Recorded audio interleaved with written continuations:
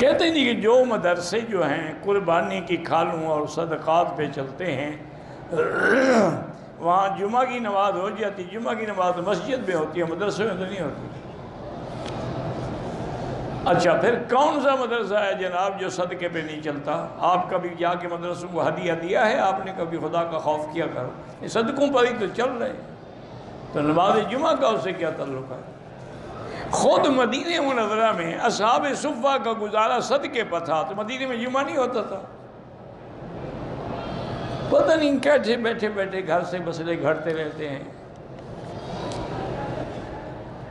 کہتے ہیں اس دور میں بڑی بڑی بیماریاں پیدا ہو رہی ہیں، علامات قیامت بھی ہے اور ہمارے گناہوں کی وجہ بھی ہے کہ جب ہمارے گناہ بڑھیں گے تو اللہ عذاب مسلط کر دیتے ہیں، کبھی بیماری کا، کبھی مکڑیوں کا، کبھی بارشوں کا، کبھی طوفان کا، کبھی سیلاب کا، کبھی زلزلے کا۔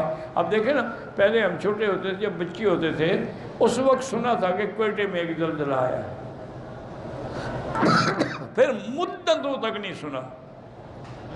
اب اسی ایک مہینے میں آپ دیکھ لیں کتنے زلزلے آ چکے ہیں۔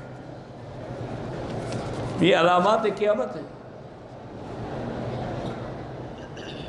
کہتے ہیں جی کہ حضور پاک نے تو حج ایک کیا تھا، پھر یہ مولویوں نے 3 قسم کے حج کیسے بنا لیے؟ مولوی نے نہیں بنایا حضرت، آپ جاہل ہیں، یہ حضور نے بنائے ہیں۔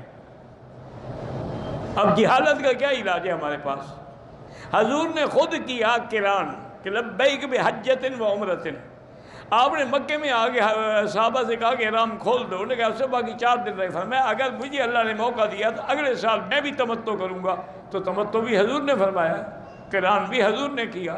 حج مفرد کا حکم اللہ نے قرآن میں دیا کہ اللہ علی الناس حج البیت، حج فرض تو حج ہے نا۔ اب کہنا کہ مولویوں نے بنا، مولوی نے نہیں بنایا جناب، تمہارے مغز میں کوئی پرزہ ڈھیلا ہے۔